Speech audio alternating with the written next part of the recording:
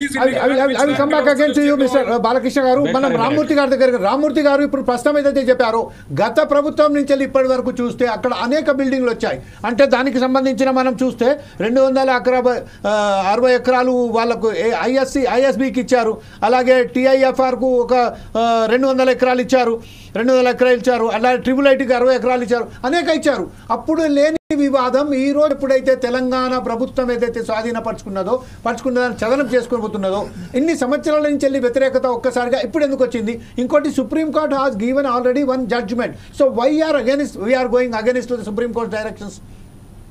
మూర్తి గారు చెప్పండి. రామూర్తి గారు, నేను ఏమంటున్నా అంటే ఇందులో కొంచెం కుట్రకొరాన్ని బయటపడతాయి. ఎందుకంటే అసలు ఏం జరిగింది జర అందరూ వినాలి. ఎందుకంటే ఇప్పుడు నాకు తెలిసి నాగరాజు గారు బీజేపీ పార్టీలో ఉన్న విషయం మర్చిపోయి కాంగ్రెస్ కు వత్తాసుగా మాట్లాడడం నాకు కొంచెం బాధ కలిగించింది. ఎందుకంటే బీజేపీ స్టాండ్ ఏంటంటే క్లియర్ గా వాళ్ళు చెప్పి ఏంటంటే యూనివర్సిటీ భూములను ఈ 400 ఎకరాలు మేము పరిరక్షిస్తాం, ఖచ్చితంగా కోర్టుతోనే కొట్లాడతాం, ఎవరితోనే కొట్లాడతామని బీజేపీ చెప్పింది. కానీ ఇక్కడ నాగరాజు గారు ఏదైతే విద్యార్థులను మేకలు గొర్రెలుగా పోల్చడం అంటే చాలా ఇది కరెక్ట్ కాదు, వెనుకకు తీసుకోవాలి. ఏంటంటే చాలా ఇప్పుడు ఇవన్నీ పక్కకు పెడతాం. ఏంటంటే 1973లో ఏదైతే హెచ్సియుకి సంబంధించి ఏదైతే 2300 ఎకరాలు ఇందిరాగాంధీ ఏదైతే పార్లమెంట్ లో ఒక చట్టం తీసుకొచ్చి హెచ్సియును ఇక్కడికి రావడానికి జరిగింది. అదే విధంగా ఏంటంటే ఆర్టికల్ 371 ఏదైతే ఉన్నది అదే విధంగా డి ప్రకారం ఇదైతే తీసుకొచ్చిండ్రు. దీన్ని మనం ఎందుకంటే ఒక సెంట్రల్ యూనివర్సిటీ మన దగ్గర రావడం, దాని భూములు కానీ దానికి విషయాలు కానీ ఏదైతే కాంగ్రెస్ పార్టీ అప్పటి నుంచి ఇప్పటి వరకు పట్టించుకోకపోవడం ఇది రికార్డులోకి ఎక్కలేదు. ఎందుకంటే ఏదైతే 2300 ఎకరాలు ఇప్పుడు ఏదైతే గత ప్రభుత్వం ఏదైతే ఎక్కడి నుంచి వచ్చిందన్నది చెప్తాయి. ఎందుకంటే ఇప్పుడు చంద్రబాబు నాయుడు దగ్గర నుంచి ఎందుకంటే కేసీఆర్ గారు కూడా మరీ చాలా సందర్భాల్లో డర్టీయెస్ట్ పొలిటీషియన్ ఎవరైనా ఉన్నారో దేశంలో అంటే చంద్రబాబు నాయుడు అని చాలా సందర్భాల్లో చెప్పారు. దానికి నిదర్శనం ఈ హెచ్సియు. ఎందుకంటే హెచ్సియుకి అసలు చంద్రబాబుకి ఏంటి సంబంధం అన్నది కేసీఆర్ గారు చెప్తే అది శాసనమా? ఇంకో విషయం ఏంటంటే హెచ్సియుకి సంబంధించింది 2000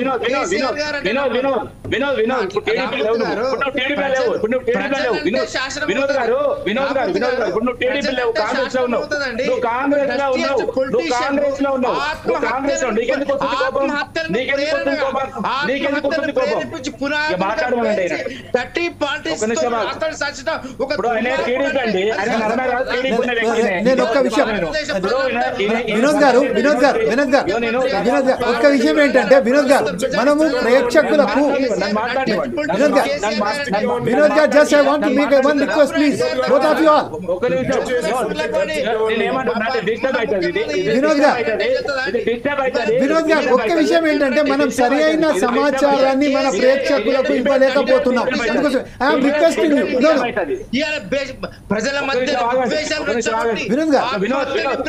Vinod garu first listen to me. Vinod garu just a moment. Congress Vinod garu just a moment. Vinod గారు బాలకృష్ణ మీరిద్దరి మధ్య కాంగ్రెస్ సంబంధించింది ఇప్పుడు వినోద్ గారు రామూర్తి గారు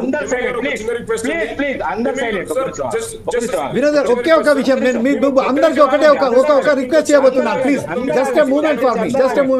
అసలు విషయం చెప్పబోతున్నా సైలెంట్ గా ఉండండి.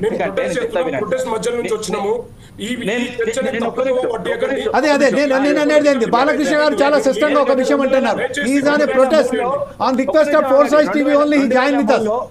2003లో ఒక నిమిషం ఆగండి. 2000 ఈ బీజం గురించి చెప్తా. 2003లో ఏదైతే ఐఎంజే భారత్ కి ఏదైతే 400 ఎకరాలు చంద్రబాబు నాయుడు అప్పచెప్పడం జరిగింది. ఏది 400 ఎకరాలు మీరు క్లియర్ చెప్తున్నారు. అప్పుడు పెద్ద ఎత్తున ఉద్యమం జరిగింది సెంట్రల్ యూనివర్సిటీ.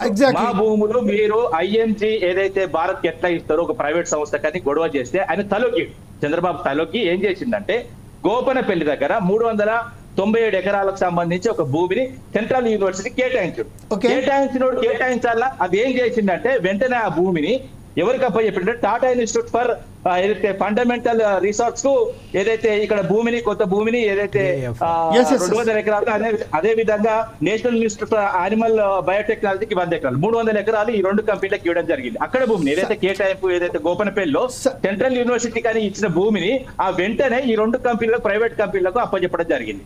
అయితే ఈ 400 ఎకరాలకు ఏదైతే సెంట్రల్ యూనివర్సిటీ చెప్పుకుంటున్నారో 100% సెంట్రల్ యూనివర్సిటీ. ఎందుకంటే సెంట్రల్ యూనివర్సిటీ భూములకు ఏదైతే 400 ఎకరాలను ఒక కంపెనీకి ఇస్తా అంటే అపోజ్ చేసిన ఏదైతే అక్కడ ఉన్న విద్యార్థులు అక్కడ ఈ సెంట్రల్ యూనివర్సిటీ భూమి దీనికి బదులు అది ఇస్తా అని చెప్పి ఆ భూమిని కూడా ప్రైవేట్ వ్యక్తులకు అప్పచెప్పిన చంద్రబాబు నాయుడు కుట్రకు బలైండు.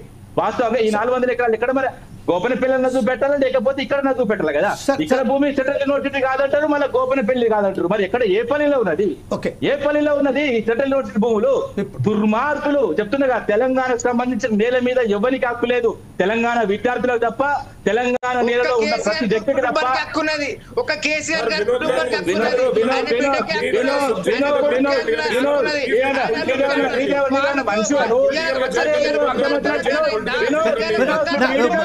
రామ్మూర్తి గారు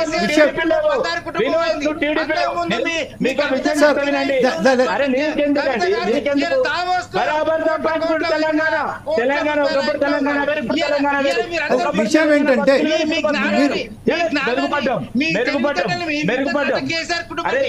ఎవరండి నాకు అర్థం అవ్వట్లేదు.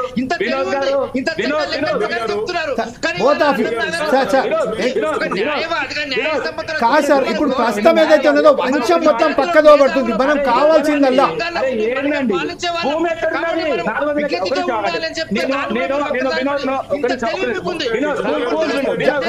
సార్ సార్ సార్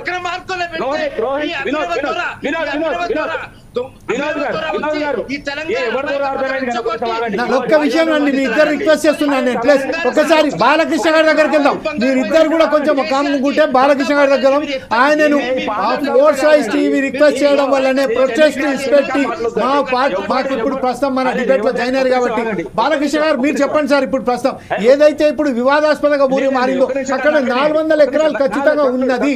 ఆ 400 ఎకరాలకు సంబంధించింది మూర్తి గారు బాలకృష్ణ గారు కంప్లీట్. First of all